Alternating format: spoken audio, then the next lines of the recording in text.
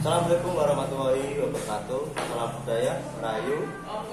Kali ini saya berkumpul dengan teman-teman pertulisan Nganjuk. Ada Mas Dino, Mas Mat, Mas Tony FB-nya, dan Mas Prabu Trian. Ini orangnya. Rata ini namanya kita Mas Mat ini kita Eropa. Pacaran yang musuhan. Pacaran. Ya, bisa dilihat. Ini hasil buruan teman-teman hari ini. Oh, banyak sekali ya.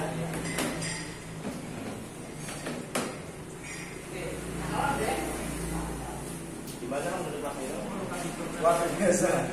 Luar biasa, Mas. Saya kalau suruh dia ini nggak bisa nyerah, saya angkat tangan. Masuk, bayar juga dapatnya lagi. Ya Mas Ahmad? Ya. Baru dapat apa tadi siang? Dapat. Ternyata Mas Ahmad barusan dapat beberapa keris. Nah, ini masih kotor.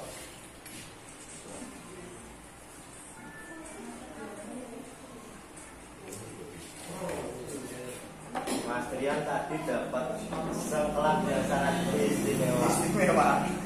Nah ini ya kinatannya Banjibilis. Untuk medium ya, Mas? Ya ini masuk tudung medium. Masuk garapnya istimewa.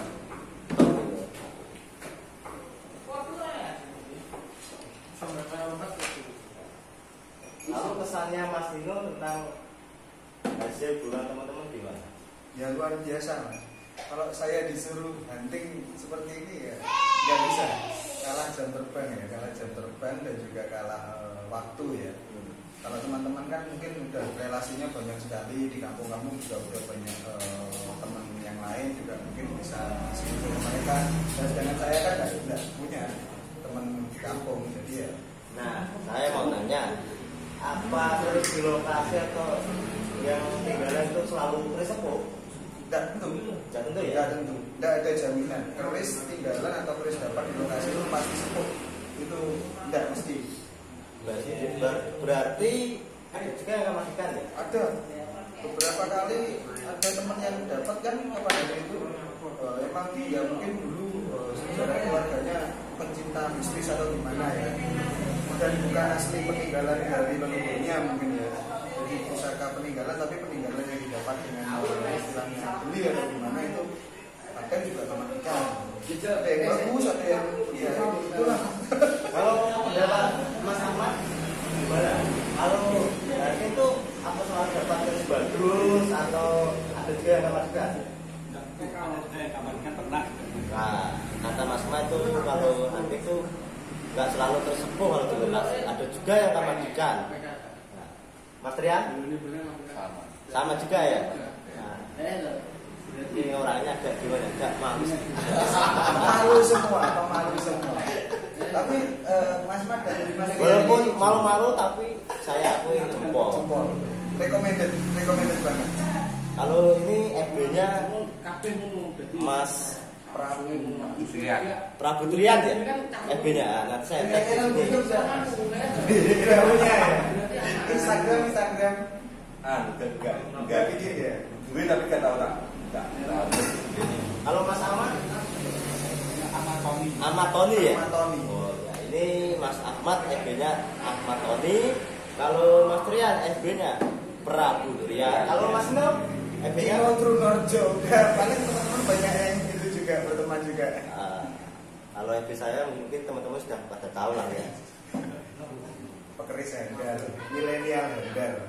Saya mau tanya lagi Mas Nino, kan banyak ya teman-teman di Facebook, di Instagram, kadang tanya, Mas itu sepuh atau bukan? Nah, kalau mematikan itu apa tidak layak untuk disimpan?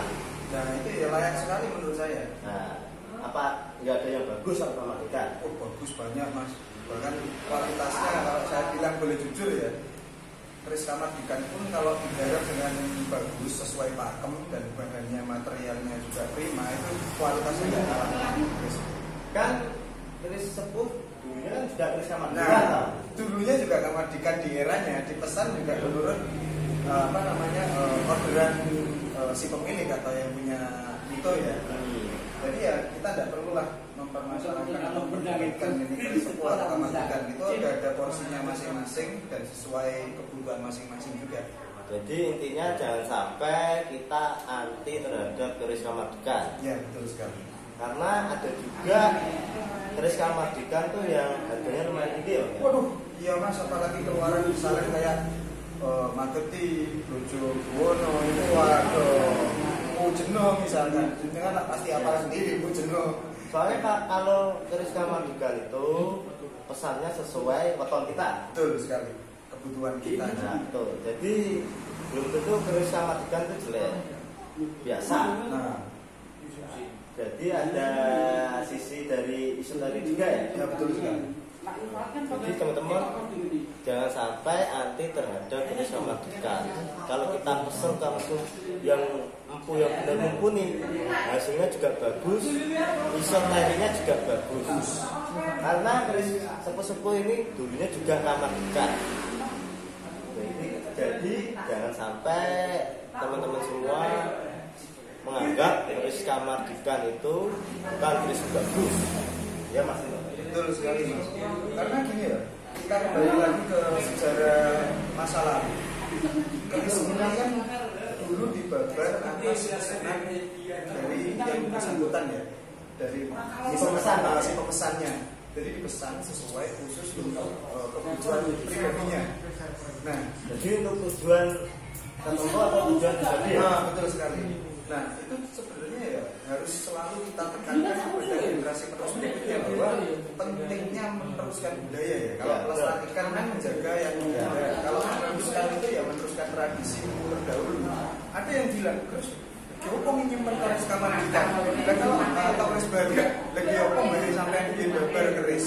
Terus diwariskan untuk dijual seperti itu. Jadi kadang makanya saya sering sekali bikin konten kita harus menghargai atau memandang keris dari porsinya masing-masing. Jadi setiap keris kamardikan itu punya kelebihan tersendiri, keris sepuh juga punya kelebihan tersendiri. Kalau keris kamardikan kan kalau kita pesan sesuai keinginan kita. Betul sekali mas. Jadi sesuai filosofi atau weton kita, contohnya itu dapur apa, bentuknya gimana, pamornya apa ya. Ya betul sekali. Jadi ada makna tersendiri. Nah, betul. Kalau kita memesan keris kamardikan. Jadi artinya marilah kita juga melestarikan atau nguri-nguri keris kamardikan. Ya. Untuk gini juga mas, itu efek baiknya ketika kita memesan keris yang kita harapkan dari sesuai kebutuhan kita itu kita juga membantu memberi nafkah para empu atau para pengrajin keris agar mereka tetap bisa berkarya. Nah, ketika sirkulasi itu berjalan ya antara pemesan dan pemesan itu saling balance atau saling berhubungan yang harmonis, itu akan menjadi sebuah budaya yang dijalankan atau sebuah usaha untuk meneruskan budaya yang sudah ditinggalkan. Nah, saya juga sempat dengar dari pecinta keris luar negeri itu banyak yang pesen keris kamardikan. Betul sekali. Contohnya kayak Mageti ya, di Mas Teguh ya. Iya. Itu rata-rata yang pesen kebanyakan orang Malaysia. Iya betul sekali. Orang Malaysia itu sangat mengagumi dan suka dengan keris Mageti. Jadi mereka langsung pesen ke punya. Nah betul sekali. Saya setuju. Kenapa? Ini menurut saya, menurut cara pandang saya seperti ini. Banyak sekali orang luar negeri yang saya kan sering ketemu dengan orang luar negeri ya. Mereka itu menjunjung sekali nilai seni, menjunjung sekali nilai seni dan originalitas. Ini perlu dicatat. Originalitas dan seni itu mereka sangat menghargai sekali. Bahkan bagi mereka seni itu sebenarnya tidak bisa dihitung dengan angka nominal. Tapi seni itu adalah suatu kesepakatan dari pemesan dan pembuat. Jadi nilai atau materi yang didapatkan itu harus sesuai dari kesepakatan kedua belah pihak. Nah itulah yang saya salut dengan mereka. Itu harus dicontoh juga. Ini ada pertanyaan dari teman saya. Apa sih? Kenapa sih keris harus dikasih dupa sama kembang kayak gitu? Filosofinya gimana? Mas Uno. Jadi kalau menurut saya ya, leluhur kita itu adalah yang sangat menghargai bentuk seni atau budaya. atau bahkan benda yang dianggap memiliki nilai spiritual. Jadi bentuk penghargaannya untuk memuliakan, ini dalam konteks memuliakan ya, bukan untuk meminta dan memuja ya. Itu leluhur kita memberi bunga, memberi dupa, itu ya kembali lagi untuk yaitu bentuk penghargaan atau memuliakannya. Ya benar ya, kalau menurut saya pribadi juga begitu, atas apa ya, mengucap syukur lah. Nah betul sekali. Untuk penghargaan ke empu atau empu keris yang buat ini dulu ya. Makanya kenapa ada dupa dan bunga itu sebenarnya ada makna dan filosofi tertentu. Nanti akan saya bahas tentang makna dupa dan sesajen untuk pusaka. Jadi jangan sampai salah. Ada yang berpikiran negatif, wah terus dikasih dupa itu ada setannya atau gimana. Bunga itu untuk makan setan untuk gimana? Menurut saya itu pendapat yang sangat keliru. Sangat keliru sekali. Betul sekali Mas, saya sangat setuju. Karena leluhur kita itu adalah bangsa yang sangat berbudaya tinggi ya. Apalagi angga ungguhnya itu luar biasa ya. Nah, yang saya heran sekarang banyak anak muda yang memikir bahwa leluhur kita itu lebih bodoh dari generasi sekarang. Itu keliru sekali ya Mas ya. Keliru sekali. Padahal leluhur zaman dulu tuh lebih pintar daripada sekarang. Namun sekarang kan teknologinya yang lebih maju daripada teknologi dulu. Tapi pemikiran lebih maju orang dulu hebat termasuk. Hebat sekali. Bahkan kadang saya berpikir ketika saya melihat sebilah keris itu di bayangan saya gini, kok bisa ya orang dulu mikir kayak gini gabungin berbagai macam logam. Nah, sedangkan kita yang sekarang aja nggak kepikiran loh kadang-kadang. Padahal zaman dulu kan belum ada kayak meteran. Terus kenapa keris itu bisa presisi dan bisa pas looknya dan tidak amburadul. Nah, itulah kehebatan empu zaman dulu. Mereka tuh lebih pintar daripada orang sekarang. Bedanya kalau sekarang tuh mesin lebih canggih, alat lebih canggih daripada zaman dahulu ya Mas. Tapi gini Mas, ini sebuah fakta yang kadang saya lihat itu miris ya. Miris itu kenapa? Ketika kita mulai membedakan keris sepuh dan keris baru itu kadang-kadang gini, ada sebuah fakta yang kita temukan itu agak ya sebenarnya menurut saya itu mengecewakan. Kenapa? Ada beberapa keris baru itu yang kualitasnya digarap tidak sesuai pakem. Itu cuma gini menurut saya, itu cuma wongnya onjo-onjo dan kasusun dan daging dan bayaran. Padahal notabene sebuah keris itu diciptakan adalah sebuah mahakarya atau puncak dari seni tempa logam ya. Jadi dibuat itu dengan presisi, dengan detail yang mengagumkan dan benar-benar makan waktu loh Mas ya. Nah kalau orang sekarang kadang gini, sedino 10 keris lah itu gimana mau maju? Ya ada juga sih yang masih pakem seperti empu-empu yang formal ya. Seperti empu teguh itu bikin bisa sampai 2 tahun. Nah itu hal yang wajar ya Mas. Nah itu karena tingkat kesulitan untuk menempa keris itu sendiri ya. Jadi ya kadang ya semoga setelah semakin maju zaman, semakin maju, semakin modern, pembuatan dan kualitas keris itu ditingkatkan dan semakin bagus biar orang luar negeri juga bisa menikmati hasil karya kita. Ya, jadi nggak stuck di dalam negeri aja, di luar negeri juga harus tahu dong. Dan apa kita harusnya lebih gencar mengenalkan keris Samardikan kepada orang luar negeri ya. Betul sekali. Jadi orang luar negeri itu biar paham gini loh, keris Samardikan, budaya keris Samardikan, bahwa sebenarnya keris Samardikan itu juga bagus, tidak kalah dengan keris sepuh. Nah itu yang perlu, kan gini, leluhur kita itu sudah meninggalkan catatan-catatan bahkan literasi tentang keris ya. Jadi kita sebagai generasi penerus harus menyempurnakan dan lebih menyempurnakannya lagi, bukan stuck di situ dong. Itu adalah sebuah PR buat kita untuk menyempurnakan sebuah karya yang sudah ditinggalkan. Jadi jangan kita otak-atik yang udah ada, kita rawat, tapi kita buat lagi baru yang kalau bisa lebih bagus. Nah itu baru generasi top. Gitu ya Mas ya. Nah ini juga ada yang lebih menarik. Saya dapat omongan dari seseorang, Mas, kenapa kok keris itu dimaharkan? Kenapa enggak dihibahkan kepada generasi atau teman yang lebih dekat atau keluarganya atau orang lain lah yang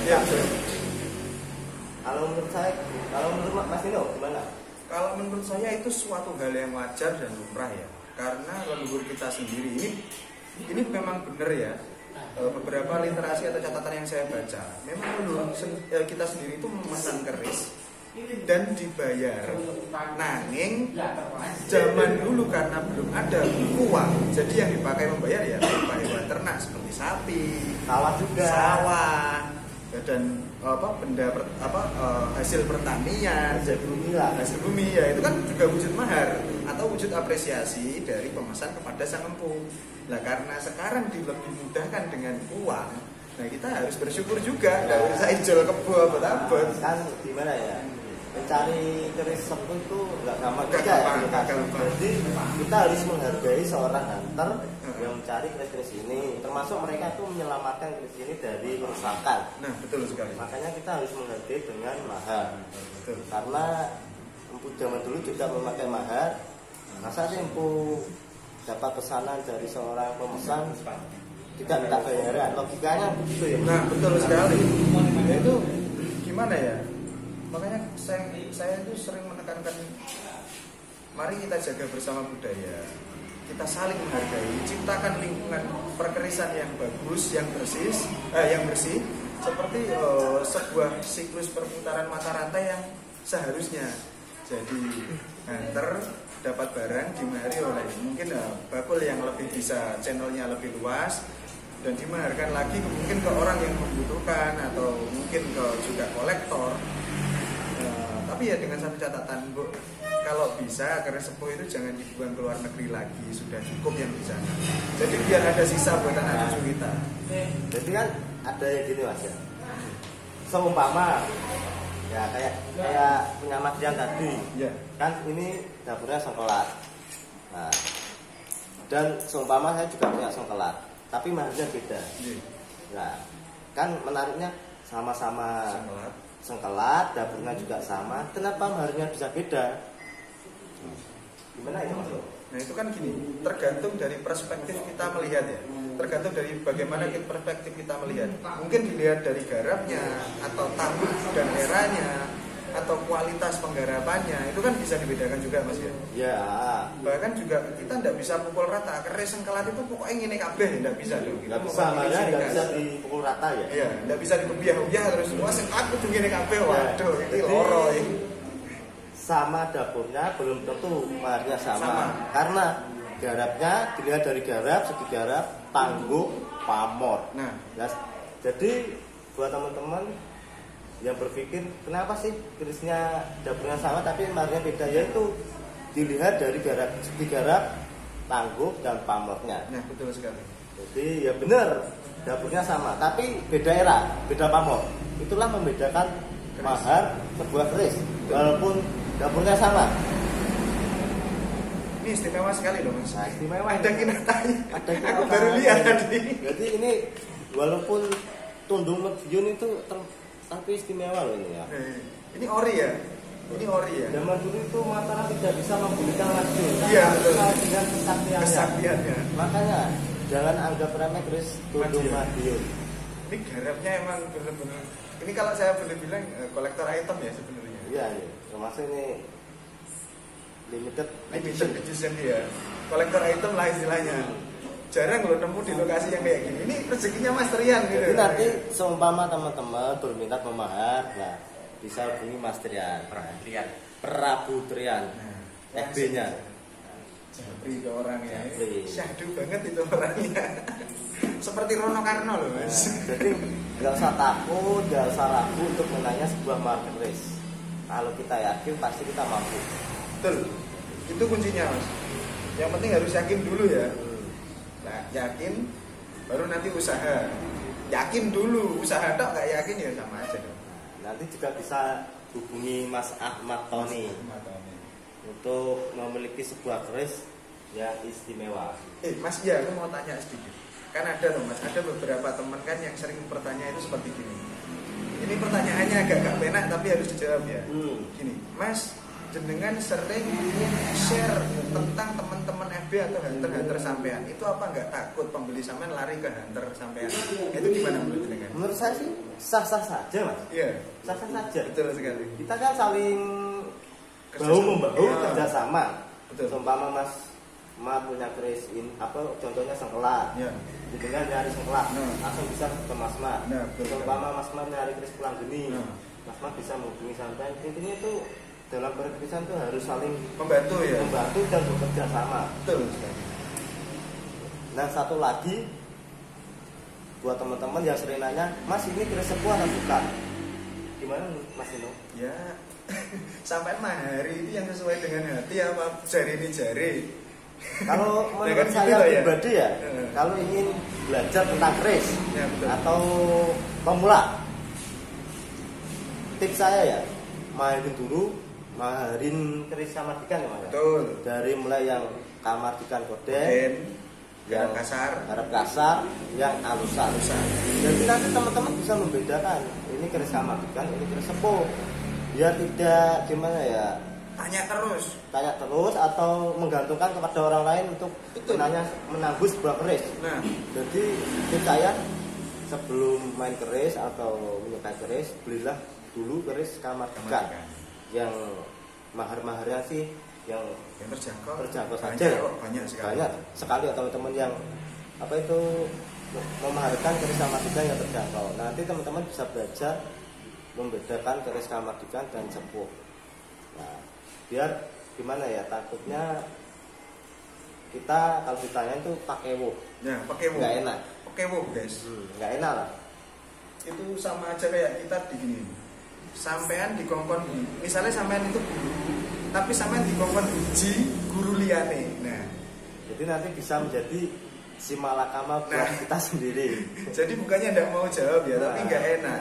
Ya, saya sendiri mungkin dulu juga gini loh. Perjalanan saya berkeris itu juga nggak. Oh terus mau ngira aku itu nggak tahu keblondro. Nah, walaupun saya dulu juga begitu, main keris itu pertama kali itu keblondrok juga sih. Iya, itu hal yang wajar lah. Prinsip saya akhirnya saya membeli keris kamar-dikan, Iya. akhirnya bisa membedakan inilah keris kamar-dikan dan ini keris sepuh. Nanti kalau teman-teman sering-sering memegang keris sepuh dan kamar-dikan, Tahu. nanti bakal tahu sendiri kok perbedaannya.